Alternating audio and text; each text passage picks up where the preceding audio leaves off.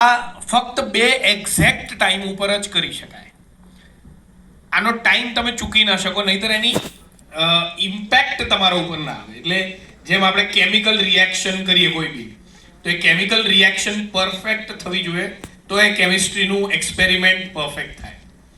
તો ફિઝિક્સ પ્રમાણે એવું કહેવાય છે કે energy can never be created nor destroy, it can only be transform. Energy એક ફોર્મથી બીજા ફોર્મમાં ફક્ત ટ્રાન્સફર થઈ શકે, ક્રિએટ અથવા ડિસ્ટ્રોય ન થઈ શકે, અને એ બી higher potential to lower potential. અને એવું કહેવાય છે કે ગાય માત્ર, જેને આપણે માતા કહીએ છીએ, જેના અંદર એવી શક્તિ છે જે સૂર્યની મેક્સિમમ કિરણો ગ્રેબ કરી શકે છે. એટલે ગાયની અંદર આમ જોવા જઈએ તો સોનું છે, રાઈટ, ગોલ્ડ બી છે.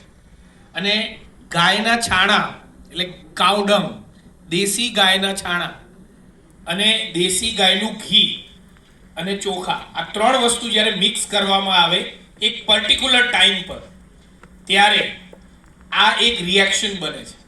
અને સૂર્ય ત્યારે હાયર પોટેન્શિયલમાં હોય છે, આ અગ્નિ જે આપણે પ્રગટાઈશું એ લોઅર પોટેન્શિયલમાં હોય છે. એટલે એનર્જી હાયર પોટેન્શિયલથી લોઅર પોટેન્શિયલમાં કન્વર્ટ થાય છે. તો સૌથી પહેલા આની અંદર આપણે કોપરનું યુઝ કરીશું, રાઈટ. અને ઝૂમ કરી શકો છો આપ? એટલે આ જે અરેન્જમેન્ટ છે એમને અંદરનું અરેન્જમેન્ટ ખાસ દેખાય. યસ. તો આ યજ્ઞની અંદર આપણે કોપર જ યુઝ કરીશું, રાઈટ. કોપર ધાતુનું યુઝ આવશે, કેમ કે આપણને ખબર છે આપણે પ્રોપર રિએક્શન્સ કરવાની છે. અને એનું એક સ્ટેન્ડ છે નીચે. જે લોકો નીચે ન બેસી શકતા હોય, ઘરડા લોકો ઘરે નીચે ન બેસી શકતા હોય, એ લોકો ટીપોઈ ઉપર મૂકીને બી આ યજ્ઞ કરી શકે છે. અને આ યજ્ઞના 1 મહિના પછી એ નીચે બેસતા થઈ જશે, રાઈટ. ઘણા લોકોના ઘૂંટણ ન વળતા હોય, તો એ જે વસ્તુ છે, એ પ્રોસેસ છે, એ આનાથી ક્લિયર થઈ જશે.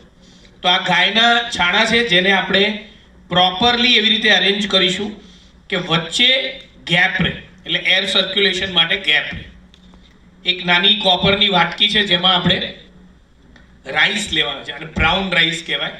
એટલે બે ટાઈપના રાઈસ હોય, વ્હાઈટ રાઈસ અને બ્રાઉન રાઈસ. વ્હાઈટ હોય એ પોલિશ્ડ હોય, રાઈટ, એટલે કેમિકલ રિએક્શન્સ કરેલા હોય. જેમ આપણે કાળો ગોળ અને ધોળો ગોળ કહીએ છીએ, રાઈટ. વ્હાઈટ ગોળ અને કાળો ગોળ. તો કાળો ગોળ શું હોય? કેમિકલ વગરનો હોય. એટલે એકચ્યુઅલી ગોળ ખાવો જોઈએ તો કયો ખાવો જોઈએ? કાળો. વ્હાઈટ ગોળ ના ખવાય, રાઈટ. જેમ કે વ્હાઈટ સુગર છે એ ના ખવાય. એવી રીતે રાઈસની અંદર બી બ્રાઉન રાઈસ ખાવા જોઈએ જનરલી, તમારી હેલ્થ માટે વધારે સારા છે.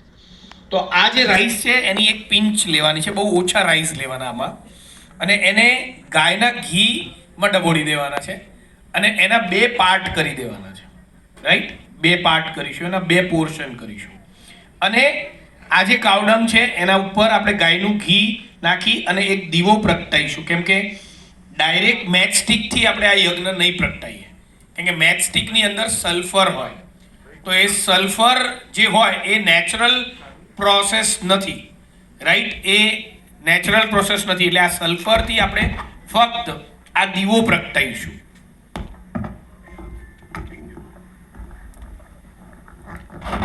તો આ જે ગાયનું ઘી છે, રાઈટ, એનામાં આપણે આ જે છાણા છે એ એક્ઝેક્ટલી ડબોળીશું. ઘણા લોકોને એ પ્રશ્ન હોય કે સર કેટલું ઘી નાખવાનું? તો આપણે આપણી લાપસી બનાવતા હોઈએ એમાં જે ઘી નાખીએ એટલું નાખવાનું, રાઈટ. તો વધારે ઘી નાખવાનું, રાઈટ. જેટલું તમે વધારે ઘીનો ઉપયોગ કરશો એટલો ધુમાડો ઓછો થશે અને અગ્નિ વધારે પ્રગટશે, રાઈટ. તો આ તમારે જસ્ટ 2 છાણા 4 છાણા, જરૂરી નથી કે આ છાણાનું આખું પેકેટ તમે યુઝ કરી દો, રાઈટ. આની અંદર તમે ફક્ત 2 છાણાનો બી યજ્ઞ કરી શકો છો, 1 છાણાનો બી યજ્ઞ કરી શકો. જેમ કે આજે સવારે સૂર્ય ઉદય મહેસાણા જોડે મારે થઈ ગયો, હું આવતો હતો, અને મહેસાણા જોડે અમે એક હોટલ ચાની કેટલી હતી ત્યાં બાજુમાં અમે યજ્ઞ કર્યો. એટલે એનો સમય સાચવવાનો. તો સમય કઈ રીતે જોવાનો કે આ યજ્ઞનો સમય કયો છે? તો તમારા મોબાઈલમાં એક એપ છે જેને આપણે અગ્નિહોત્ર બળી કહીશું, અને આ એપની અંદર તમને સૂરજ ઉગે અને સૂરજ ડૂબે એનો સમય મળી જશે. એટલે તમારે આની અંદર લોકેશન, ટ્રેક કરવાનું છે, રાઈટ? અને આપણે ઝૂમ કરી શકાશે થોડું મોબાઈલ? હા, આ તમારી એન્ડ્રોઈડ અને આઈફોનમાં બંનેમાં આ એપ અવેલેબલ છે. આ એપ છે, આની અંદર તમે જેવું તમારું ડીસાનું, પાલનપુરનું જે બી ગામ તમે રહેતા હો એનું લોકેશન જસ્ટ તમે એનેબલ કરશો અને એડ કરશો, supposing, right? Use Google map, એટલે આ લોકેશન ઓટોમેટિકલી આઈડેન્ટિફાઈ કરશે કે હું પાલનપુરમાં નગરપાલિકા હોલમાં છું અને હું એ લોકેશનને સિલેક્ટ કરું છું અને કન્ફર્મ કરું છું. તો એ પ્રમાણે એ મને કન્ફર્મેશન આપશે કે આ જગ્યાએ સૂરજ કેટલા વાગે ઉગશે અને કેટલા વાગે ડૂબશે.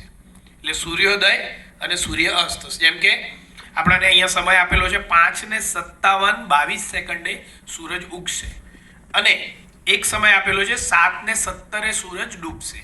આ સમય દરેક જગ્યાએ અલગ હોય છે. 1 મિનિટનો, અડધી મિનિટનો ફરક હોય. જેમ કે હું સાઉથ બાજુ જઉં તો 15 મિનિટનો ફરક આવે, કેલકટા જવું તો વધારે ફરક આવે.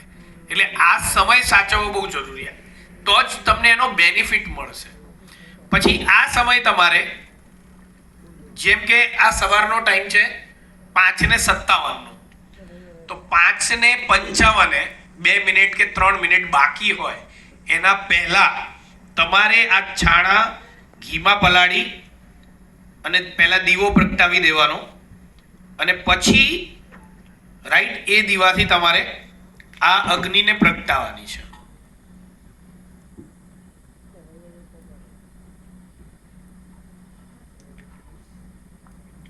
અને જેમ મેં કીધું કે તમારે ડાયરેક્ટલી મેચસ્ટિક દિવાસળીથી યજ્ઞ પ્રગટાવવાનો નથી, કેમ કે આ નેચરલ ફોર્મેશન છે, રાઈટ? એટલે આનાથી દીવો પ્રગટાવવાનો અને દીવાથી તમારે છાણો પ્રગટાવવાનો છે, રાઈટ? તો આપણે એઝ ફોર એક્ઝામ્પલ આ દીવો પ્રગટાવીશું. ઘણીવાર તમે બહાર કરશો એટલે હવા હશે, સૂર્ય ડૂબે એટલે એકદમ હવા આવે, તમે ચેક કરજો, તમને સૂર્યાસ્તનો સમય બી ખ્યાલ આવી જશે, રાઈટ? અને બારે બહુ હવા હોય એટલે તમે આ યજ્ઞ ઘરની અંદર બી કરી શકો છો, ઘરની બહાર બી થઈ શકે છે, ટેરેસ ઉપર થઈ શકે છે, રાઈટ? અને આ દીવાને આપણે આ રીતે મૂકવાનું છે અને ઈસ્ટ ફેસિંગ, જે વ્યક્તિ ઈસ્ટ ફેસિંગ બેઠું હોય, એટલે સૂર્ય ઉદય થાય એ દિશામાં જે બેઠું હોય એ આહુતિ આપશે અને બીજા લોકો એઝ ઇટ ઇઝ બેસશે. તો આપણે કંપાસ થ્રુ, જેમ કે તમારા મોબાઈલમાં એક કંપાસ કરીને એપ્લિકેશન આવે છે, એના થ્રુ તમે જોઈ શકશો કે અહીંયા ઈસ્ટ ડાયરેક્શન કઈ બાજુ છે, આ બાજુ છે, આ બાજુ છે, એ રીતે નક્કી કરવાનું. એટલે સપોઝિંગ 4 લોકો બેઠા છે તો આહુતિ ફક્ત એક જ જણો આપશે, 4 લોકો નહીં આપે. આ ગાયત્રી યજ્ઞ નથી. ગાયત્રી યજ્ઞ જ્ઞાન માટે છે, એના માટે બહુ જ પૂર્વ તૈયારીઓ કરવી પડે. આ સૂર્ય યજ્ઞ છે, આના માટે કોઈ જ બહુ પૂર્વ તૈયારીઓ કરવાની જરૂર નથી. આમ જનરલી આ 2 ટાઈમ થાય, તમે 1 ટાઈમ કરો તો બી ચાલે, રાઈટ? પણ 2 ટાઈમ કરો તો વધારે સરસ રિઝલ્ટ મળશે. જેમ કે ઈસ્ટ ડાયરેક્શન અત્યારે આ બાજુ છે, આના પ્રમાણે, રાઈટ? આપણે ઈસ્ટ ડાયરેક્શન સપોઝિંગ લઈએ તો આ બાજુ ક્યાંક ડાયરેક્શન્સ બતાવે છે, તો એ ડાયરેક્શનમાં બેસીને મારે આહુતિ આપવાની, બીજા લોકો એઝ ઇટ ઇઝ બેસશે. અને આ જે એપ છે એ એપમાં આઈ કરીને એક સિમ્બોલ છે, આને ઝૂમ કરશું, આઈ કરીને એક સિમ્બોલ છે. આ આઈની અંદર સવારનો મંત્ર અને સાંજનો મંત્ર આપેલો છે, રાઈટ? તમે કદાચ એ મંત્ર બોલી ના શકતા હો તો ખાલી એને સાંભળો તો બી ચાલશે. એટલે સવારનો મંત્ર શું છે?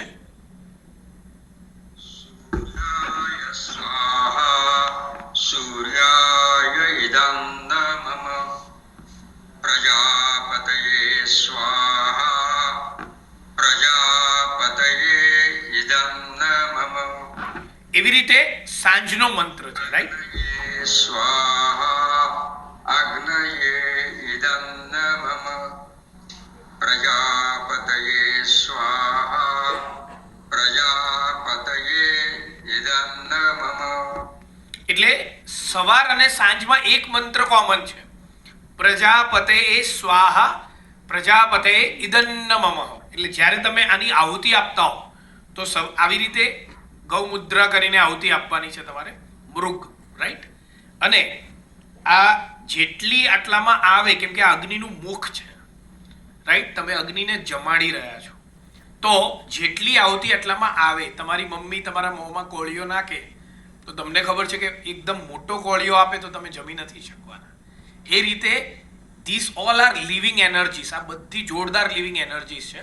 આપણે કલયુગમાં છીએ ને, આપણે બધા ચક્રો બંધ થઈ ગયા છે એટલે જાણી નથી શકતા. નહીતર એક એનિમલ બી તમારા સામે આવે ને તો એની તમે એનર્જીથી જાણી શકો છો કે આ કૂતરું શું કહેવા માંગે છે મને અત્યારે, રાઈટ?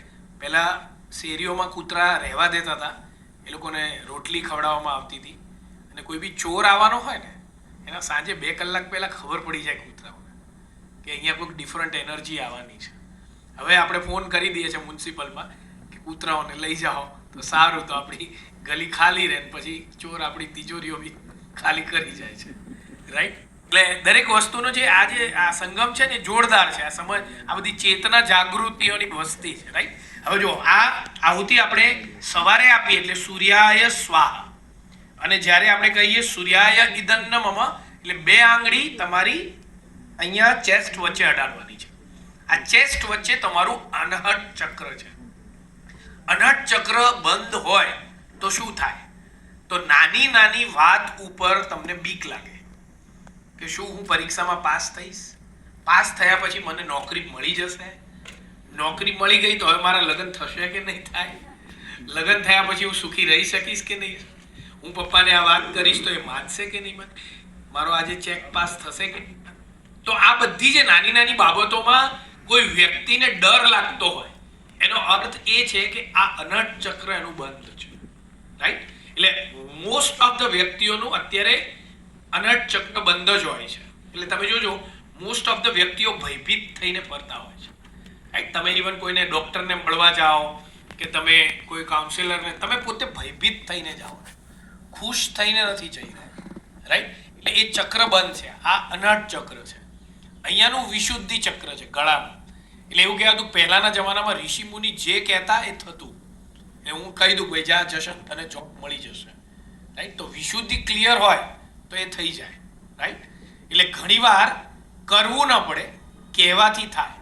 તો જ્યારે તમારા અંદર સ્વાર્થ ભાવ મટી જાય છે, મારું અને તારું, હું જ જીવીશ અને તું નહીં, જ્યારે એ સ્વાર્થ ભાવ જતો રહે છે ત્યારે આ વિશુદ્ધિ ઓટોમેટિક ક્લિયર થાય છે. આ વિશુદ્ધિ ક્લિયર કરવા માટે કોઈ કોર્સ નથી હોતો, ખાલી તમારા જીવનમાંથી સ્વાર્થ કાઢી નાખશો, રાઈટ? તો એ વિશુદ્ધિ ઓટોમેટિકલી ક્લિયર થઈ જશે. આ આજ્ઞા ચક્ર છે.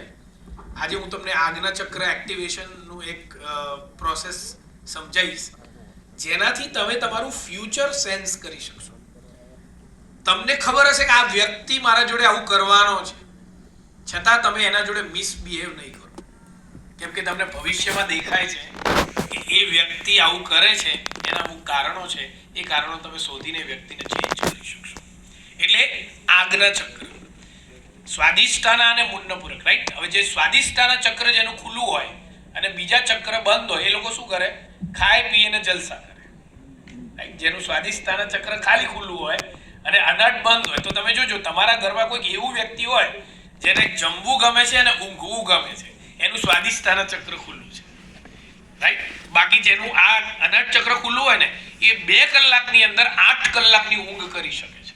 એ ખાલી 15 મિનિટ આમ પડ્યો હોય ને એની 8 કલાકની ઊંઘ થઈ જાય, એવું કહેવાય છે.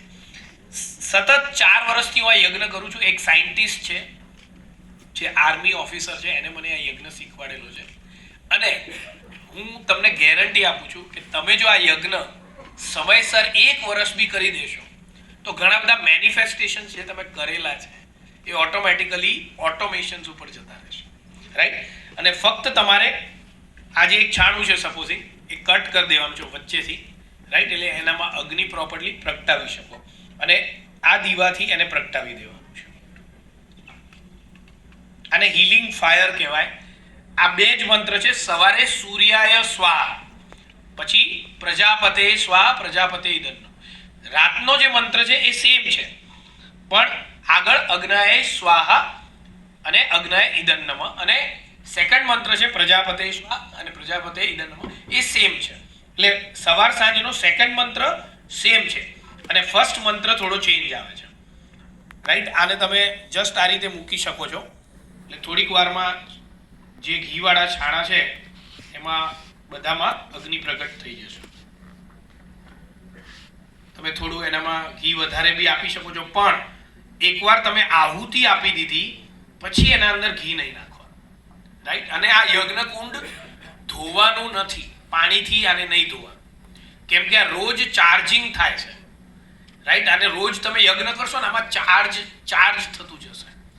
એટલે આને એવી જગ્યાએ મૂકવાનું જ્યાં કચરો ના હોય, સાવેડી ના હોય, એકદમ ક્લીન જગ્યાએ મૂકવાનું. એમાંથી જે આ રાખ જે છે એ ભસ્મ તમે ગરણીથી ગાળી અને એક કાચની શીશીમાં ભરી શકો છો.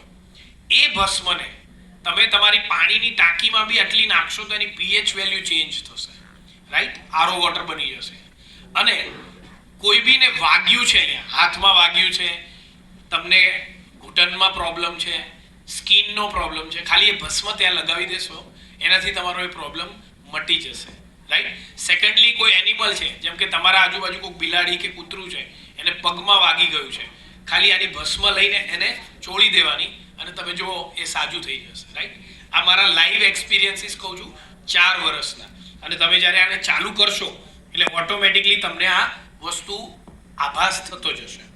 અને પછી ખાલી આ 2 આહુતિ મેં તમને જેમ કીધું, જેમ આ અગ્નિ પ્રગટી જાય છે, આ છાણા તમે પ્રોપર એવી રીતે અરેન્જ કરવાના કે અગ્નિને ઇઝીલી એર સર્ક્યુલેશન મળે. અને પછી તમારે 2 આહુતિ, રાઈટ. ઓમ સૂર્યાય સ્વાહા, 2 આંગળી લઈ સૂર્યાય ઇદં નમઃ. ફરીથી બીજી આહુતિ, ઓમ પ્રજાપતે સ્વાહા, પ્રજાપતે ઇદં નમઃ. હવે જે ચોખામાં વધ્યા છે એ આપણે આહુતિ તરીકે નથી આપવાના, એને તમે કોઈ ઝાડમાં કે ક્યાંય બી મૂકી શકો છો. એના પછી ફક્ત તમારે જ્ઞાન મુદ્રા લેવાની છે. આ જ્ઞાન મુદ્રા છે, આંગળીઓ વચ્ચે ગેપ નહીં, એકદમ રિલેક્સ. અને આ યજ્ઞ સામે બેસી અને ફક્ત આ અગ્નિ ઉપર તમારે કોન્સન્ટ્રેટ કરવાનું છે. કોઈ જ મંત્ર પહેલા વર્ષ બોલવાની જરૂર નથી. પહેલા વર્ષ ફક્ત આ 2 મંત્ર આહુતિના અને ખાલી આ અગ્નિ સામે બેસી અને આ જે ચક્ર છે તમારી આંખ આ અગ્નિ સામે એકત્રિત કરી અને એને જોતા રહેવાનું છે. ધીરે ધીરે ધીરે ધીરે ધીરે ધીરે ધીરે એના ચાર્જીસ તમારા બોડીમાં વધતા જશે. અને one day you will realize that lot of things which is happening around you, it's great, right. આનો આપણે અનુભવ અત્યારે 5 મિનિટમાં કરીએ. સમય છે તમારી પાસે? હા કે ના? કે પછી ભૂખ લાગી છે? ઓકે, તો આપણે જ્ઞાન મુદ્રા લઈશું. બધા બંને પગ આપણે જમીનને અડાડી દઈશું. આપણા હાથમાં જે બી વસ્તુઓ છે મોહ માયા બધી સાઈડમાં મૂકી દઈએ.